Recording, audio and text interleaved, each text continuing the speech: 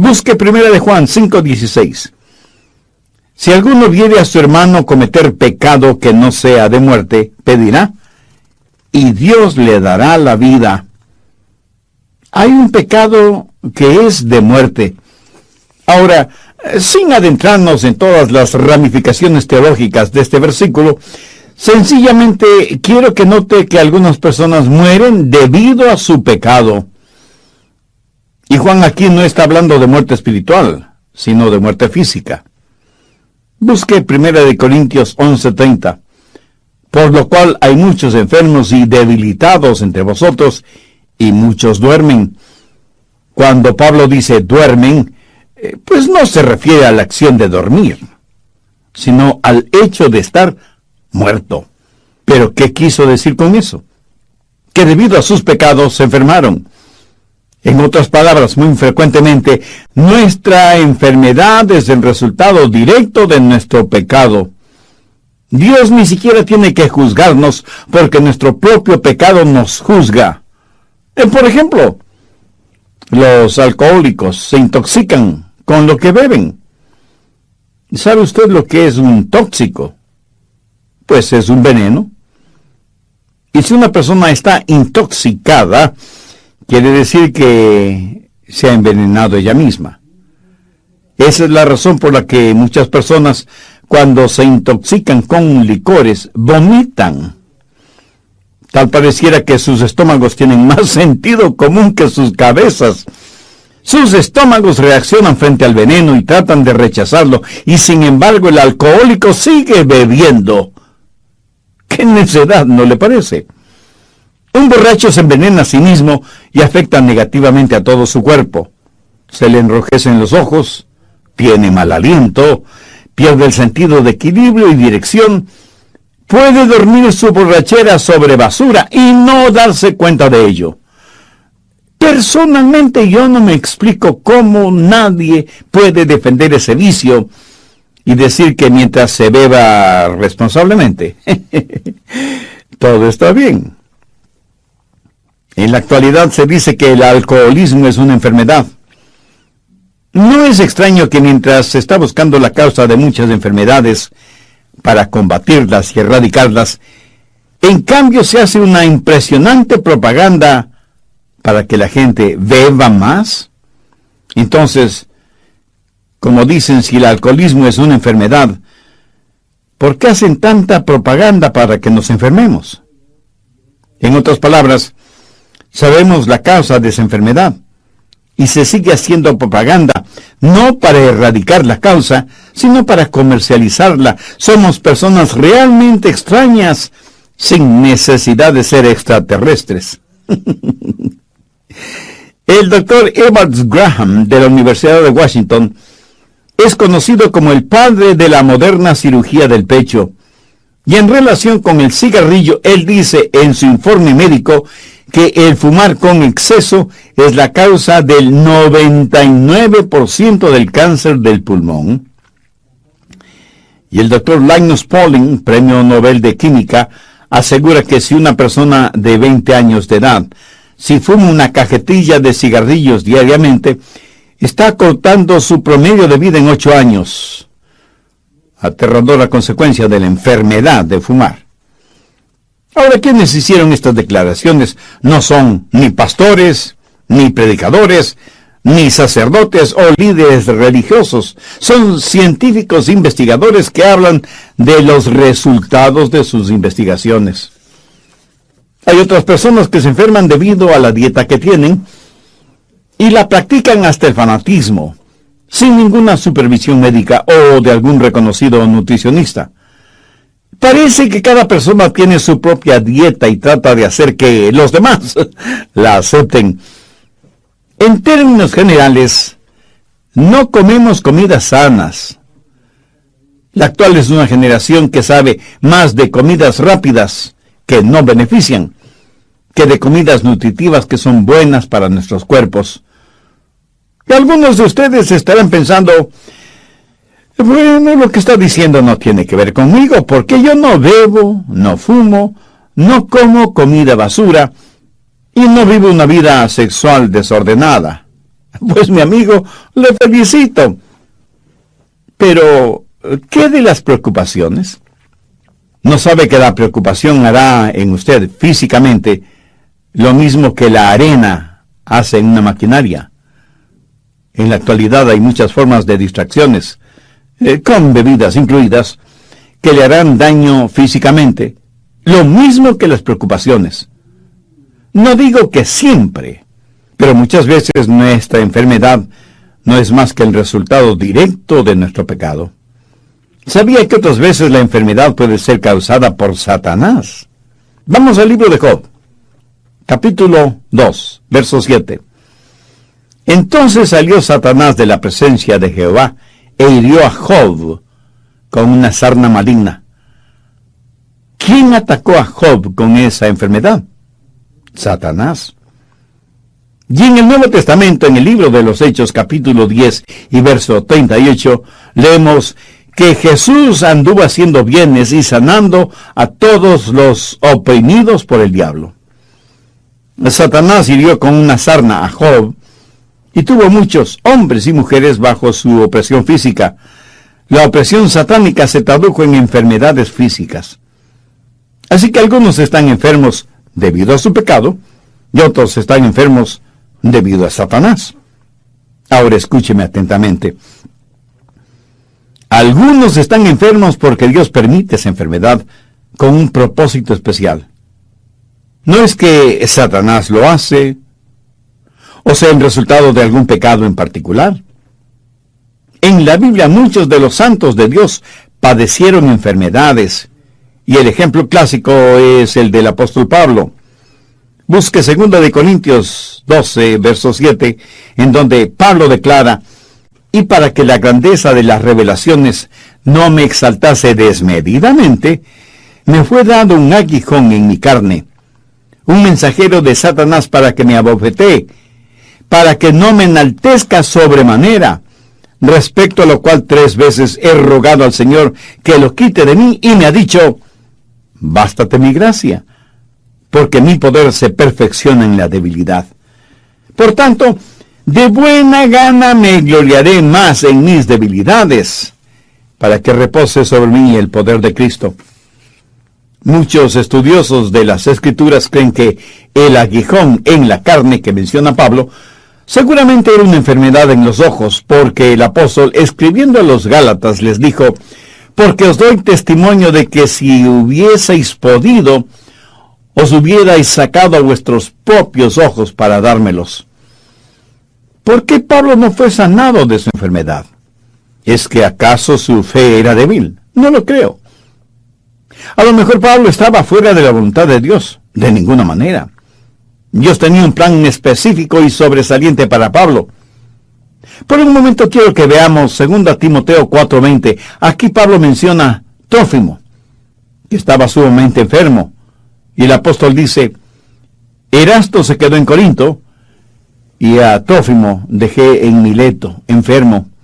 Pablo, el apóstol, tenía poder para realizar milagros de sanidad. ¿Piensa que Pablo dejó a Trófimo enfermo en Mileto porque no le importaba o porque la enfermedad de su compañero le era indiferente? De ninguna manera. Sencillamente la voluntad de Dios no era el sanar a Trófimo. Por eso Pablo lo dejó enfermo en Mileto. Veamos ahora 1 Timoteo 5:23. Este es un consejo que Pablo le da a su hijo espiritual Timoteo. Y le dice: ya no bebas agua, sino que usa un poco de vino por causa de tu estómago y de tus frecuentes enfermedades. Timoteo es un hijo de Dios, un predicador del Evangelio y un gran siervo e hijo espiritual de Pablo.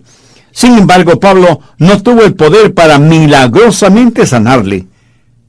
Lo único que pudo hacer el apóstol fue recomendarle que ya no bebiera agua por obvias razones de contaminación y que más bien tomara un poco de vino. El agua en Israel y en la Tierra Santa, en general, tiene un alto contenido alcalínico, no muy recomendable para la buena digestión. Pablo no le está diciendo a Timoteo que se vuelva un borracho, sino que tome un poco de vino para sus enfermedades estomacales. En el Antiguo Testamento, veamos 2 de Reyes 13, verso 14. Estaba Eliseo enfermo de la enfermedad de que murió. ¿Cómo murió Eliseo, quien tuvo una doble porción del espíritu que moraba en Elías? Murió porque ya no tenía comunión con Dios, y por eso se enfermó. ¿Qué había hecho de malo? Al estudiar la Biblia descubrirá que Eliseo estaba en comunión con Dios, y que aún estando en su lecho enfermo, hizo una de las más extraordinarias profecías bíblicas, y no hay ninguna indicación de que Eliseo estuvo enfermo debido a su pecado. Frecuentemente Dios tiene un propósito increíble cuando permite alguna enfermedad a sus santos. ¿Cuáles son esos propósitos de Dios en la vida de sus hijos por medio de la enfermedad? Segundo, para que experimentemos la gracia de Dios. Dios le dijo a Pablo: bástate mi gracia, porque mi poder se perfecciona en la debilidad. Tercero, el poder viene por medio del sufrimiento y la enfermedad. Pablo hizo un maravilloso descubrimiento, que por medio de la enfermedad podía conocer el poder de Dios, quien le dijo: mi poder se perfecciona en la debilidad. En otras palabras, Dios le dijo: Pablo, cuando estés lo suficientemente débil como para depender totalmente de mí, tendrás más poder del que nunca tuviste estando sano. Por eso es que Pablo dijo: por tanto, de buena gana me gloriaré más bien en mis debilidades, para que repose sobre mí el poder de Cristo. Y la frase "para que repose sobre mí el poder de Cristo" es muy significativa. Quiere decir literalmente extender el tabernáculo de Dios. Dios ha extendido su poder sobre la vida de Pablo, y por eso el apóstol siente que cuando es débil, entonces es fuerte. Pablo, debido a su enfermedad física, aprendió a confiar, a depender de Jesucristo. Pablo nunca dijo: bueno, si no me puedo curar, entonces debo aguantar. No. Su actitud fue: si Dios no me quiere curar, entonces debo alabar. Amén. Por eso se glorió en su enfermedad. ¿Alguna vez usted le ha dado gracias a Dios por su enfermedad, así como le da gracias a Dios por su buena salud? Piénselo. Cuarto, la productividad a veces viene por medio de la enfermedad. Cuán grandemente ha sido bendecido el mundo por creyentes enfermos. Y aunque no sea difícil el comprenderlo, Dios puede usar nuestro sufrimiento para bendecir a otras personas. Veamos 2 Corintios 1:6. Pero si somos atribulados, es para vuestra consolación y salvación. ¿No es eso maravilloso? Pablo está diciendo: mi aflicción es su consolación, mi sufrimiento es su salvación. El resto del verso 6 dice: la cual se opera en el sufrir las mismas aflicciones que nosotros también padecemos. Recuerde que a Pablo Dios le dijo lo mucho que debía sufrir por amor de su nombre. La productividad a veces viene por medio de la enfermedad. Busque Juan 15, verso 2. Todo pámpano que en mí no lleva fruto lo quitaré, y todo aquel que lleva fruto lo limpiaré, para que lleve más fruto. Aquí la palabra limpiar significa podar. Cortar aquello que podía ser un estorbo en el crecimiento y desarrollo de los racimos. Y aunque es una operación dolorosa, es necesaria. ¿Necesita usted esa operación espiritual? No sabe por qué tiene la enfermedad que tiene. Pero aún mucho más importante que esto es: ¿cuál es su relación con Dios? ¿Quién es y qué representa Cristo en su vida?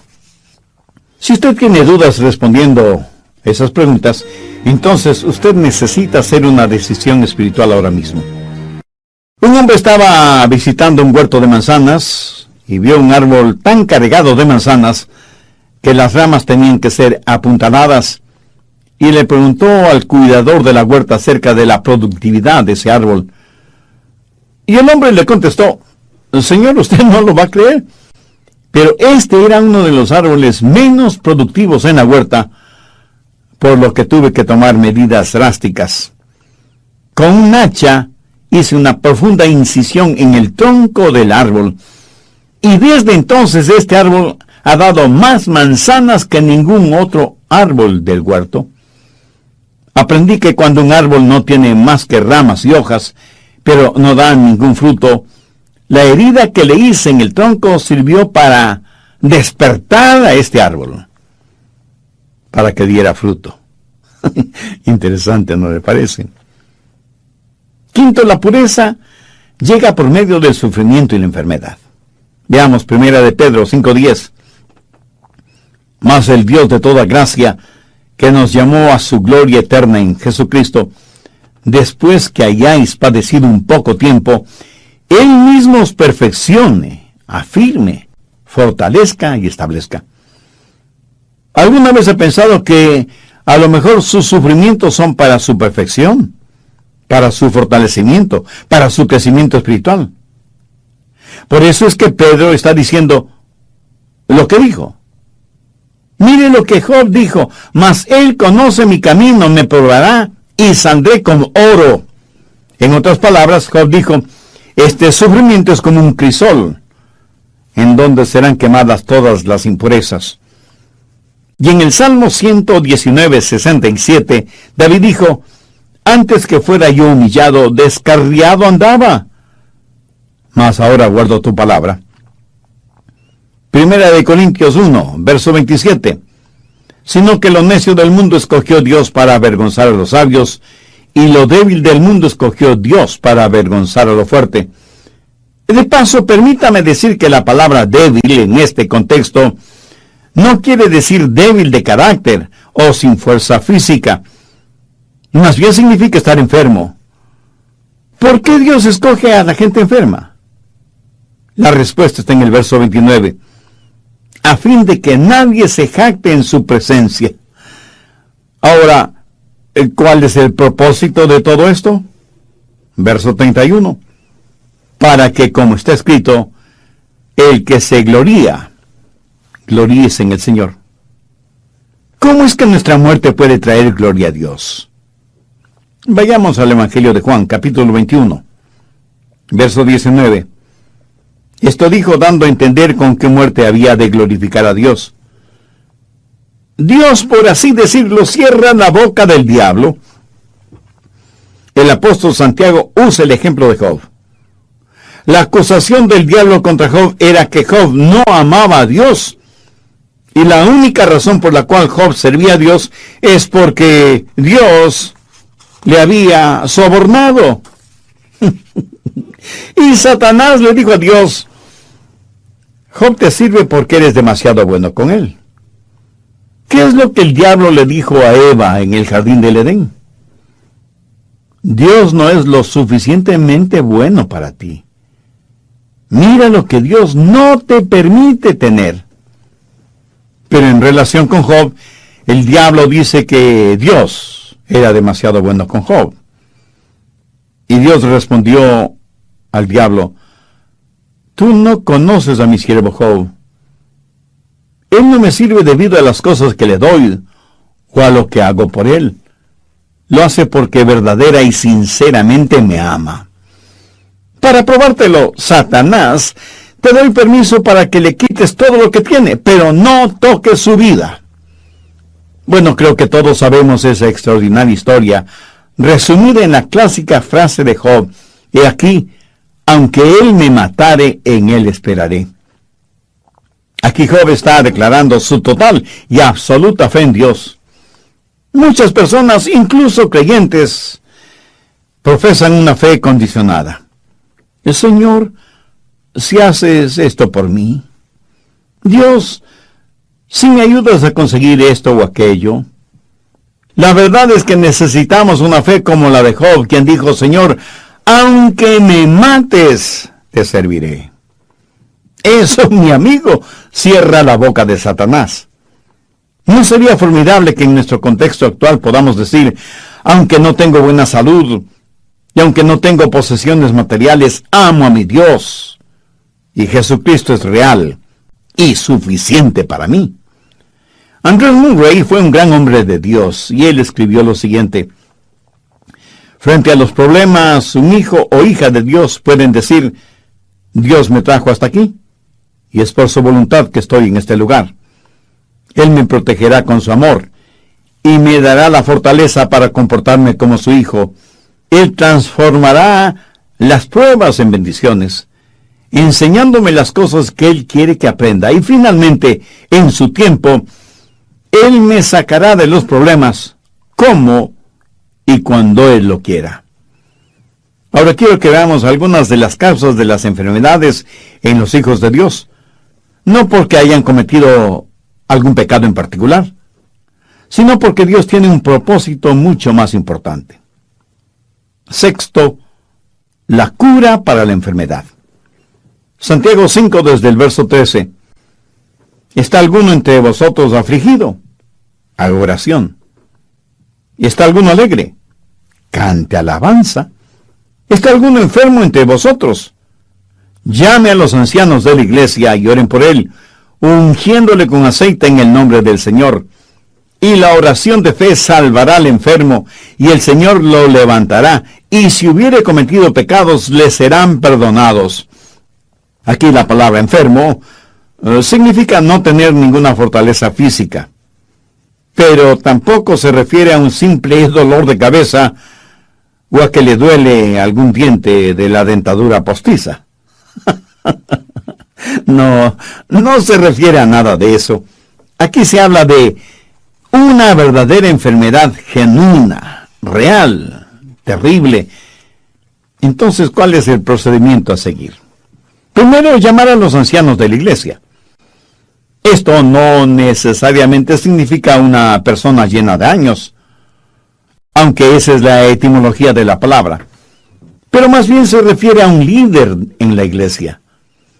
Anciano es una palabra usada intercambiablemente en la Biblia referente a un pastor o un obispo. Hay que llamar a los líderes espirituales en la iglesia, no simplemente a cualquier persona, no a pseudopastores o líderes o apóstoles o profetas, que no son más que lobos disfrazados de ovejas. Segundo, orar por el enfermo y ungirle con aceite. Así lo dice el verso 14. Oren por él ungiéndole con aceite en el nombre del Señor. Ahora, ¿qué significa ungir con aceite? Algunos estudiosos dicen que significa el uso de medicinas, que hace referencia al uso de medicamentos para curarse. De paso, permítame decir que Dios puede usar doctores para sanar a algún enfermo. No hay nada de malo en consultar con un doctor. Lo malo es depositar la fe en ese doctor en vez de tener fe en Jesucristo. En mi opinión, el ungimiento con aceite no se refiere al uso de medicamentos. En algún comentario bíblico leí que ungir a una persona con aceite significa, prácticamente, cubrirle completamente con aceite. Bueno, yo no lo creo así.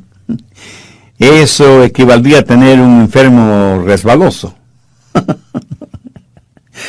En la Biblia, el aceite fue usado como símbolo del Espíritu Santo, separando y santificando a alguna persona específicamente para la causa de Cristo. Permítame darle un ejemplo de lo que estoy diciendo. Vayamos al libro de Levítico, en el Antiguo Testamento, capítulo 8, verso 10. Y tomó Moisés el aceite de la unción, y ungió el tabernáculo y todas las cosas que estaban en él. ¿Lo comprende?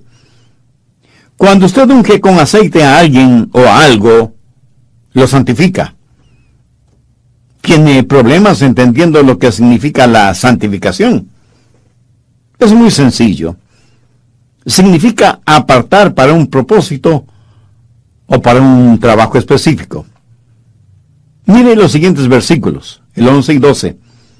Y roció de él sobre el altar 7 veces, y ungió el altar y todos sus utensilios, y la fuente y su base para santificarlos. y derramó del aceite de la unción sobre la cabeza de Aarón, y lo ungió para santificarlo. El ungimiento con aceite es un acto simbólico, similar a la Cena del Señor, o Santa Cena, o Comunión, al bautismo por inmersión, o la imposición de manos. Simboliza algo hermoso y sobrenatural. El aceite en la Biblia, siendo un símbolo del Espíritu Santo, cuando es usado para ungir a una persona, simboliza el que esa persona es separada, apartada para el servicio de Dios.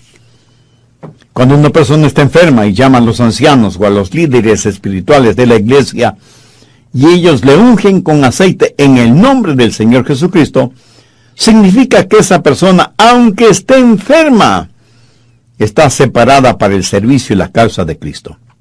Ahora, ¿por qué Dios debería sanar a una persona que no ha sido santificada? ¿O por qué Dios debería darle buena salud para que usted siga sirviendo al diablo? El ungimiento de una persona enferma es la declaración tácita de que esa persona está total y completamente entregada en cuerpo y alma al control del Espíritu Santo. Conozco a cientos de personas que han testificado y traído muchas almas al conocimiento de Cristo como Salvador personal, estando enfermas y en cama. O sea que, estando enfermas, hicieron más de lo que nunca hicieron estando sanas. Nuevamente, veamos Santiago 5, versos 13 y 14. ¿Está alguno afligido entre vosotros? Haga oración. ¿Está alguno alegre? Cante alabanza. ¿Está alguno enfermo entre vosotros? Llaman los ancianos de la iglesia y oren por él, ungiéndole con aceite en el nombre del Señor. ¿Notó eso? Son los ancianos los que oran por la persona enferma.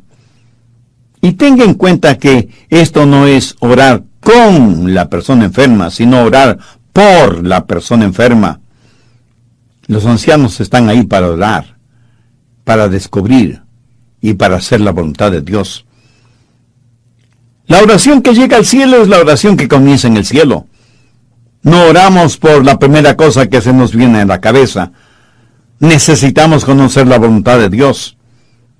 Primera de Juan 5:14 dice, y esta es la confianza que tenemos en Él, que si pedimos alguna cosa conforme a su voluntad, Él nos oye.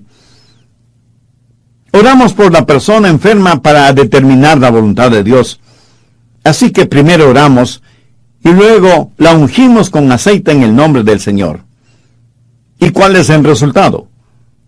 La oración de fe salvará al enfermo. Si la voluntad de Dios es sanar a ese enfermo, Dios nos dará a nosotros la fe para orar. Ahora escúcheme atentamente, porque hay muchas personas que asisten a esas fuertemente hipnotizantes y emocionantes reuniones de sanación y milagros. Yo creo que la parte más ardiente del infierno está reservada para esos charlatanes y fraudulentos mercenarios espirituales que van por todo el mundo esquilmando a los ingenuos, diciéndoles que el poder de Dios está en ellos para sanar enfermos, cuando no son más que desvergonzados vividores que se aprovechan de la credulidad de los tontos útiles. Esos pseudoapóstoles, pastores, profetas, ministros o como se autodenominen, son una verdadera abominación a los ojos de Dios. Pero esto no invalida el poder de Dios para sanar. Yo creo en la sanidad milagrosa y sobrenatural. Yo creo que Dios me ha sanado de muchas enfermedades para que crea en su sanidad.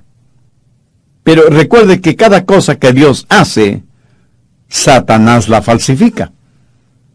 Y estos pseudo sanadores que abundan en nuestro mundo actual toman a una persona que está en una silla de ruedas o que usa muletas y les imponen las manos y dicen unas cuantas palabras misteriosas y desconocidas y como nada sucede declaran: hermanos, la voluntad de Dios es sanar a todos, pero esta persona no tiene suficiente fe como para ser sanada. Ahora piense conmigo por un momento. ¿Puede imaginarse lo que hará eso en una persona que no entiende la Biblia? ¿Se da cuenta del tremendo daño que hacen al ego espiritual de esa persona? No creo que haya nada más abominable que eso. Si usted estudia detenidamente este pasaje de Santiago, descubrirá que no es la fe del enfermo de la que se está hablando, sino de la oración de fe de quienes oran por él. Y en vez de decirle al enfermo, no tienes suficiente fe para ser sanado, deberían decir, yo no tengo la suficiente fe para orar por ti. ¿Qué es lo que dice la Biblia? La oración de fe salvará al enfermo. Pero no se refiere a la oración del enfermo, sino a la oración de los líderes espirituales, de los ancianos, por el enfermo. Cuando una persona ha sido ungida y santificada, esa persona ha sido apartada para el servicio de Dios. Y cuando se ora con fe buscando la voluntad de Dios, el Santo Espíritu de Dios honrará esa oración de fe. Esto lo sé porque lo he visto suceder. He visto cómo Dios ha sanado en forma milagrosa e instantánea, en respuesta a la oración de fe. Yo no tengo el don de sanidad. No lo tengo ni lo busco, porque ese no es mi llamado. Pero esto no quiere decir que no ore por los enfermos. Y he visto cómo Dios ha sanado, no todos, pero a muchos de ellos. Y he dado la honra y la gloria a Dios, que es el único que puede sanar enfermos, si esa es su voluntad. Si no lo es, no hay ningún hombre o mujer sobre esta tierra que pueda sanar a ningún enfermo, aunque diga que lo hace en el nombre de Jesús. Al respecto, busque Mateo 7, versos 22 y 23. Muchos me dirán en aquel día, Señor, Señor, de vino para sus enfermedades estomacales. En el Antiguo Testamento, veamos 2 de Reyes 13, verso 14. Estaba Eliseo enfermo de la enfermedad de que murió. ¿Cómo murió Eliseo, quien tuvo una doble porción del espíritu que moraba en Elías? Murió porque ya no tenía comunión con Dios. Y por eso se enfermó. ¿Qué había hecho de malo? Al estudiar la Biblia descubrirá que Eliseo estaba en comunión con Dios y que aún estando en su lecho enfermo, hizo una de las más extraordinarias profecías bíblicas, y no hay ninguna indicación de que Eliseo estuvo enfermo debido a su pecado. Frecuentemente Dios tiene un propósito increíble cuando permite alguna enfermedad a sus santos. ¿Cuáles son esos propósitos de Dios en la vida de sus hijos por medio de la enfermedad?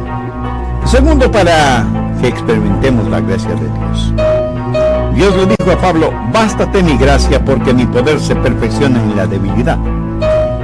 Tercero, el poder viene por medio del sufrimiento y la enfermedad. Pablo hizo un maravilloso descubrimiento, que por medio de la enfermedad podía conocer el poder de Dios, quien le dijo, mi poder se perfecciona en la debilidad. En otras palabras, Dios le dijo, Pablo, cuando estés lo suficientemente débil como para depender totalmente de mí, tendrás más poder del que nunca tuviste estando sano. Por eso es que Pablo dijo, por tanto, de buena gana me gloriaré, más bien en mis debilidades, para que repose sobre mí el poder de Cristo. Y la frase para que repose sobre mí el poder de Cristo es muy significativa. Quiere decir literalmente extender el tabernáculo de Dios. Dios ha extendido su poder sobre la vida de Pablo, y por eso el apóstol siente que cuando es débil, entonces es fuerte. Pablo, debido a su enfermedad física, aprendió a confiar, a depender de Jesucristo. Pablo nunca dijo, bueno, si no me puedo curar, entonces debo aguantar. No. Su actitud fue, si Dios no me quiere curar, entonces debo alabar. Amén. Por eso se glorió en su enfermedad. ¿Alguna vez usted le ha dado gracias a Dios por su enfermedad, así como le da gracias a Dios por su buena salud? Piénselo. Cuarto, la productividad a veces viene por medio de la enfermedad. Cuán grandemente ha sido bendecido el mundo por creyentes enfermos. Y aunque no sea difícil el comprenderlo, Dios puede usar nuestro sufrimiento para bendecir a otras personas. Veamos 2 Corintios 1:6. Pero si somos atribulados, es para vuestra consolación y salvación. ¿No es eso maravilloso? Pablo está diciendo, mi aflicción es su consolación. Mi sufrimiento es su salvación. El resto del verso 6 dice, la cual se opera en el sufrir las mismas aflicciones que nosotros también padecemos. Recuerda que a Pablo Dios le dijo lo mucho que debía sufrir por amor de su nombre. La productividad a veces viene por medio de la enfermedad. Busque Juan 15, verso 2. Todo pámpano que en mí no lleva fruto lo quitaré, y todo aquel que lleva fruto lo limpiaré, para que lleve más fruto. Aquí la palabra limpiar significa podar. Cortar aquello que podía ser un estorbo en el crecimiento y desarrollo de los racimos. Y aunque es una operación dolorosa, es necesaria. ¿Necesita usted esa operación espiritual? No sabe por qué tiene la enfermedad que tiene. Pero aún mucho más importante que esto es, ¿cuál es su relación con Dios? ¿Quién es y qué representa Cristo en su vida? Si usted tiene dudas respondiendo esas preguntas, entonces usted necesita hacer una decisión espiritual ahora mismo. Un hombre estaba visitando un huerto de manzanas y vio un árbol tan cargado de manzanas que las ramas tenían que ser apuntaladas, y le preguntó al cuidador de la huerta acerca de la productividad de ese árbol. Y el hombre le contestó, Señor, usted no lo va a creer, pero este era uno de los árboles menos productivos en la huerta, por lo que tuve que tomar medidas drásticas. Con un hacha hice una profunda incisión en el tronco del árbol, y desde entonces este árbol ha dado más manzanas que ningún otro árbol del huerto. Aprendí que cuando un árbol no tiene más que ramas y hojas, pero no da ningún fruto, la herida que le hice en el tronco sirvió para despertar a este árbol, para que diera fruto. Interesante, ¿no le parece? Quinto, la pureza llega por medio del sufrimiento y la enfermedad. Veamos 1 de Pedro 5:10. Mas el Dios de toda gracia, que nos llamó a su gloria eterna en Jesucristo, después que hayáis padecido un poco tiempo, Él mismo os perfeccione, afirme, fortalezca y establezca. ¿Alguna vez he pensado que a lo mejor sus sufrimientos son para su perfección, para su fortalecimiento, para su crecimiento espiritual? Por eso es que Pedro está diciendo lo que dijo. Mire lo que Job dijo, mas él conoce mi camino, me probará y saldré como oro. En otras palabras, Job dijo, este sufrimiento es como un crisol, en donde serán quemadas todas las impurezas. Y en el Salmo 119:67, David dijo, antes que fuera yo humillado, descarriado andaba, mas ahora guardo tu palabra. 1 Corintios 1, verso 27. Sino que lo necio del mundo escogió Dios para avergonzar a los sabios, y lo débil del mundo escogió Dios para avergonzar a lo fuerte. De paso, permítame decir que la palabra débil en este contexto no quiere decir débil de carácter o sin fuerza física. Más bien significa estar enfermo. ¿Por qué Dios escoge a la gente enferma? La respuesta está en el verso 29. A fin de que nadie se jacte en su presencia. Ahora, ¿cuál es el propósito de todo esto? Verso 31. Para que, como está escrito, el que se gloría, gloríese en el Señor. ¿Cómo es que nuestra muerte puede traer gloria a Dios? Vayamos al Evangelio de Juan, capítulo 21, verso 19. Esto Esto dijo dando a entender con qué muerte había de glorificar a Dios. Dios, por así decirlo, cierra la boca del diablo. El apóstol Santiago usa el ejemplo de Job. La acusación del diablo contra Job era que Job no amaba a Dios. Y la única razón por la cual Job servía a Dios es porque Dios le había sobornado. Y Satanás le dijo a Dios: Job te sirve porque eres demasiado bueno con él. ¿Qué es lo que el diablo le dijo a Eva en el jardín del Edén? Dios no es lo suficientemente bueno para ti. Mira lo que Dios no te permite tener. Pero en relación con Job, el diablo dice que Dios era demasiado bueno con Job. Y Dios respondió al diablo: tú no conoces a mi siervo Job. Él no me sirve debido a las cosas que le doy o a lo que hago por él. Lo hace porque verdadera y sinceramente me ama. Para probártelo, Satanás, te doy permiso para que le quites todo lo que tiene, pero no toques su vida. Bueno, creo que todos sabemos esa extraordinaria historia, resumida en la clásica frase de Job: he aquí, aunque él me matare, en él esperaré. Aquí Job está declarando su total y absoluta fe en Dios.